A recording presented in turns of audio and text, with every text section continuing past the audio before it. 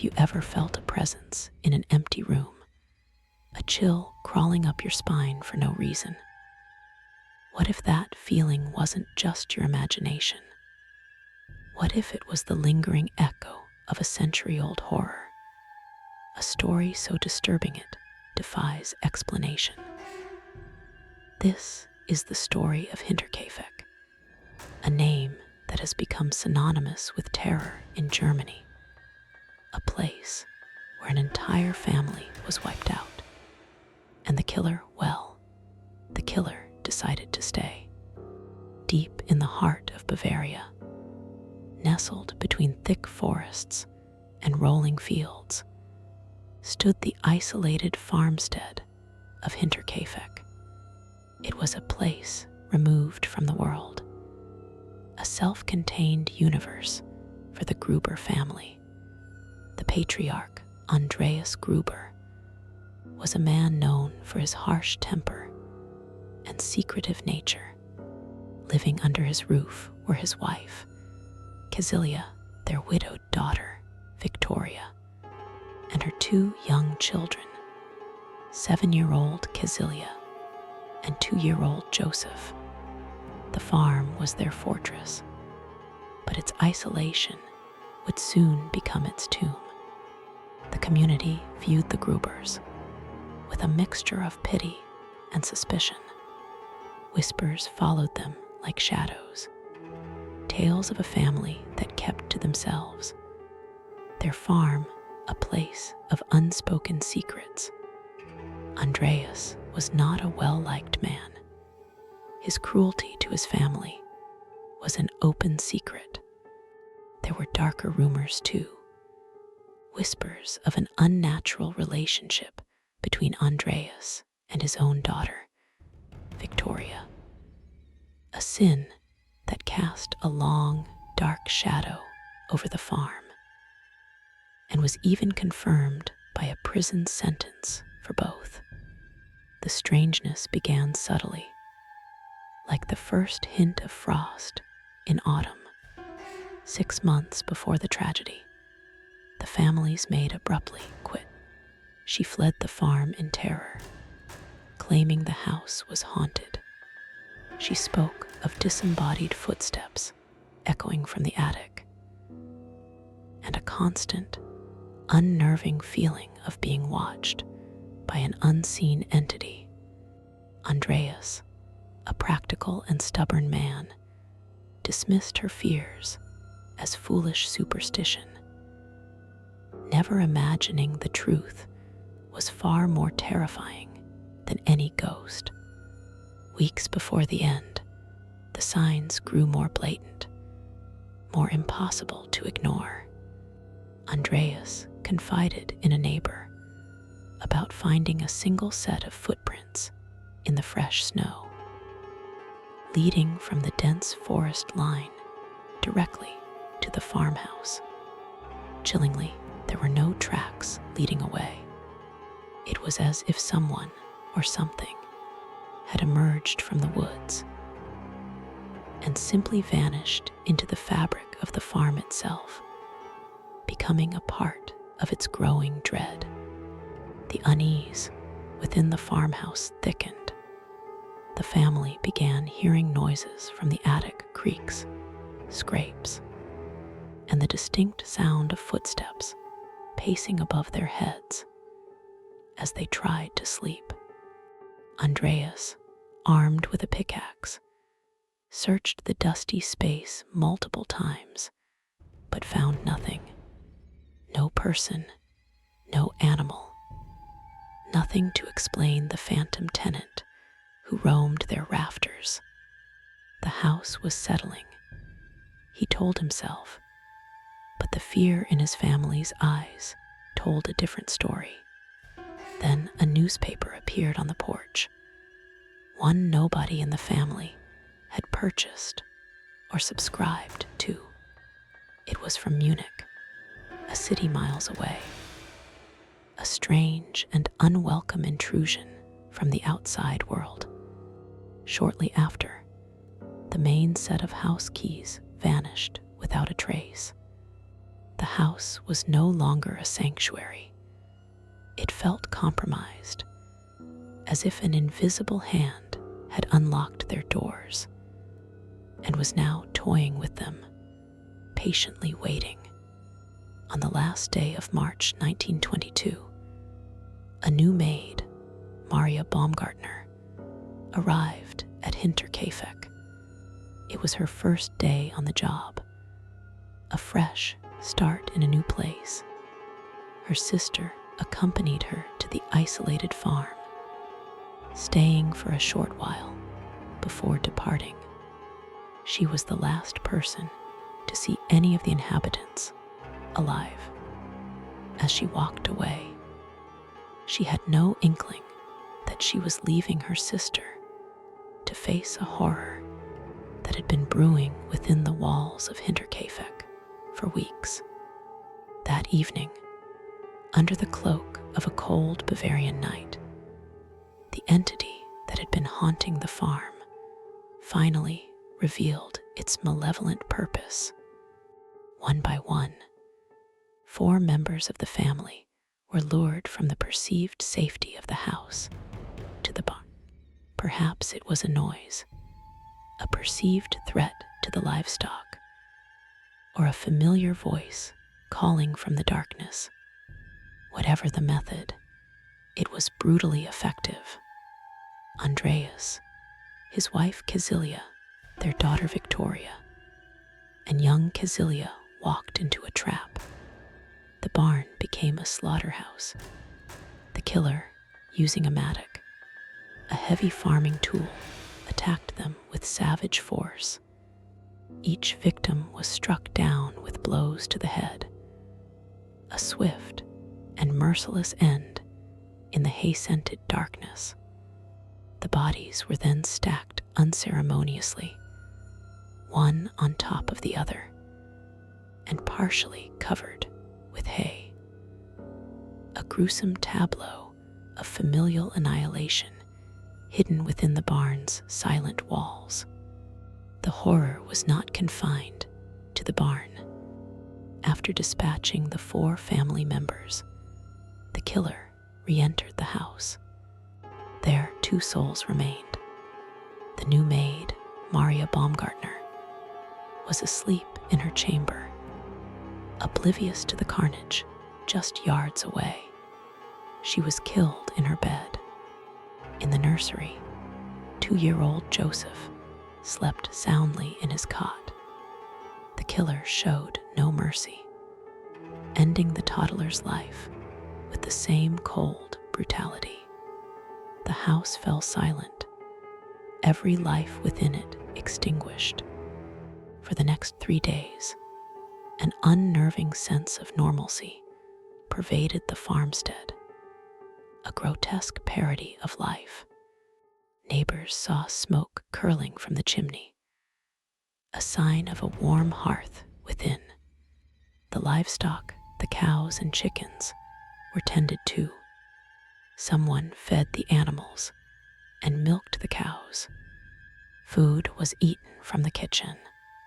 The killer, having slaughtered the entire family, did not flee.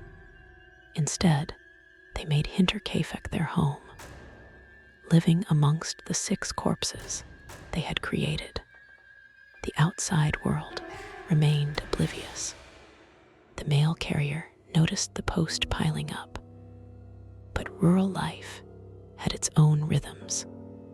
Young Kazilia missed school, but a child's absence wasn't an immediate cause for alarm.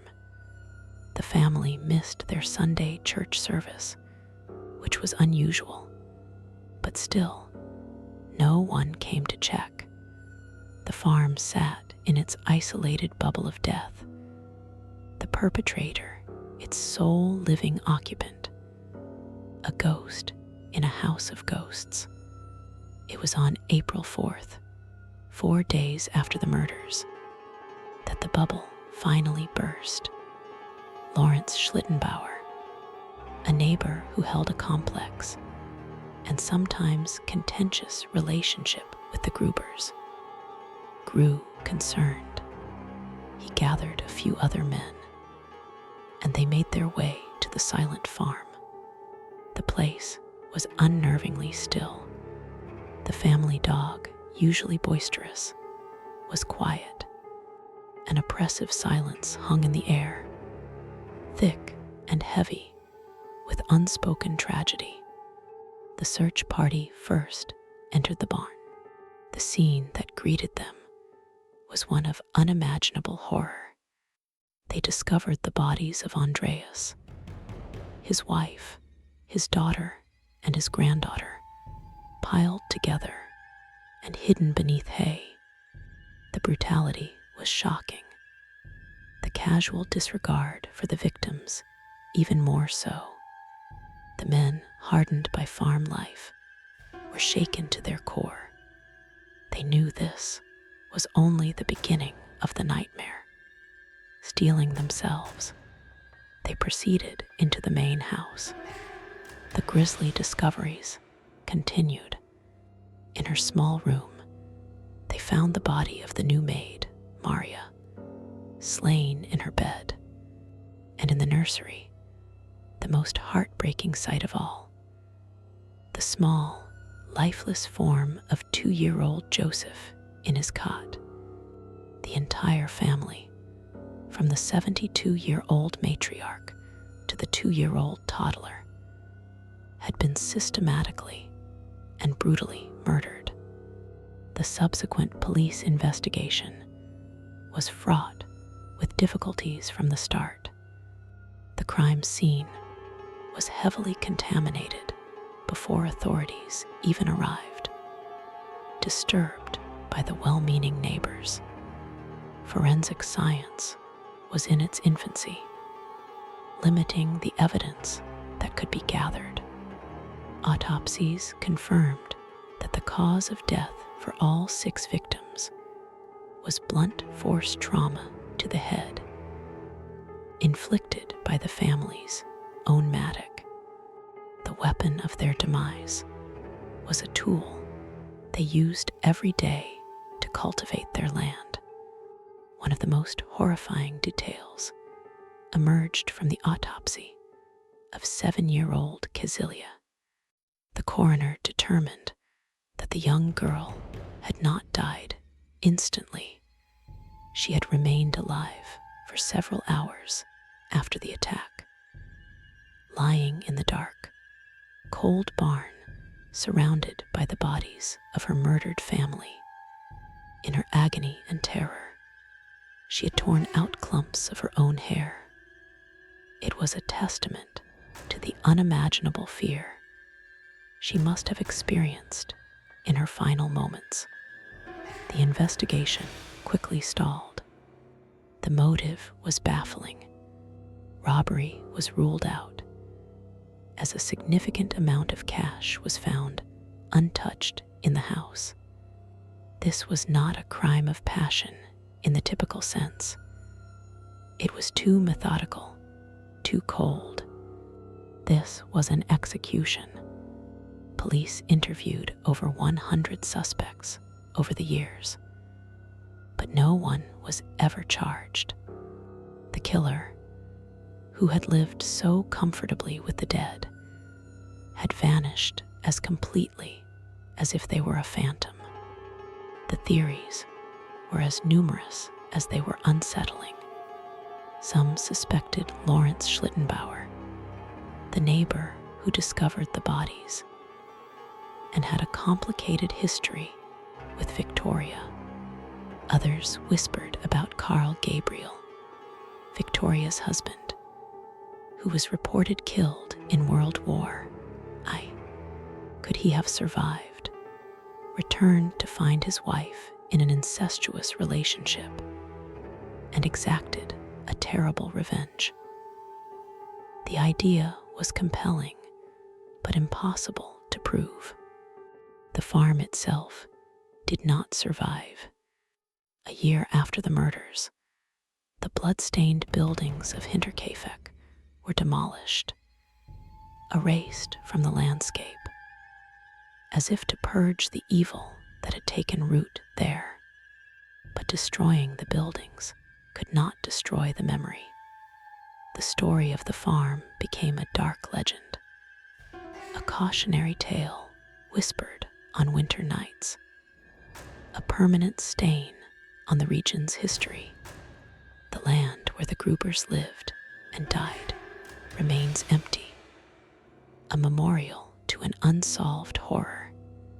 The local community was left shattered and paranoid. The killer had walked among them, tended the Grubers' cattle, and eaten their food.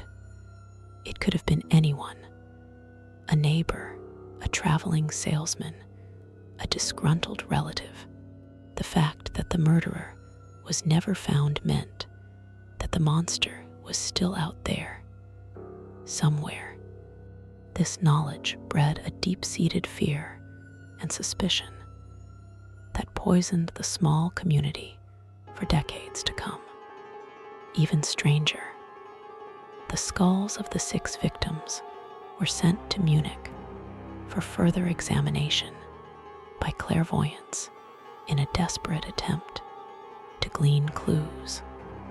The results were inconclusive, and in the chaos of World War II, the skulls were lost. The bodies of the Gruber family and their maid were buried without their heads, an incomplete burial for victims of an incomplete investigation. Their final rest as disturbed as their final moments. The story of Hinterkaifeck became a fixture of German folklore, a real-life horror story that overshadowed any fictional tale. It was adapted into films and books, each trying to make sense of the senseless, but no adaptation could capture the chilling core of the mystery. The sheer audacity of the killer, who commits such a heinous act and then calmly remains at the scene for days, living a domestic life surrounded by death. The act of tending to the farm animals is perhaps the most chilling detail of all. It suggests a killer who was not a crazed maniac, but someone methodical and calm, possibly even a farmer themselves. This person was comfortable in the rural setting, familiar with the routines of farm life. This wasn't a stranger passing through. This was someone who understood this world, which made the act of destroying a family within it all the more terrifying. Consider the psychological profile of such a killer. To live for 3 days with the bodies of your victims implies a complete lack of remorse, a detachment from human empathy that is almost incomprehensible. They were not haunted by their actions. They slept in the house, kept the fire going, and ate the family's food. They treated the farm as their own, having eliminated the previous owners. It was an act of ultimate possessive violence. Years turned into decades, and the case grew colder. Witnesses passed away, memories faded, and the physical evidence was long gone. In 2007, a German police academy took on the case as a training exercise, applying modern investigative techniques to the old files. Their final conclusion was disheartening, but expected. Too much time had passed. The case, they declared, would likely never be officially solved. The mystery of Hinterkaifeck is not just about identifying a killer. It's about confronting the darkness that can exist in plain sight. The signs were all there: the footsteps, the noises, the missing keys. The family was being stalked by an evil that had already breached their defenses and was living in their attic. A predator observing its prey before the final, brutal strike. They were living in their own tomb and didn't even know it. The former maid who fled because she believed the house was haunted may have been the wisest of them all. Perhaps she didn't sense a ghost in the traditional sense. Perhaps what she sensed was a living, breathing malevolence, a human evil so profound that it felt supernatural. She escaped the fate that befell the rest of the household because she listened to her fear, a fear that Andreas Gruber tragically ignored. And so the farm is gone. The victims are buried headless, and the killer's identity is lost to time. All that remains is the story, a chilling testament to a crime that defies logic and resolution. It serves as a haunting reminder that sometimes the greatest horrors are not supernatural monsters, but the human beings who live just beyond the trees, watching and waiting. Imagine for a moment being alone in your home at night. You hear a sound from upstairs, a creak in the attic. You dismiss it as the house settling, just as Andreas Gruber did. But what if it's not? The true horror of Hinterkaifeck is the thought that the monster isn't trying to break in. It's already inside, and it's been living with you all along.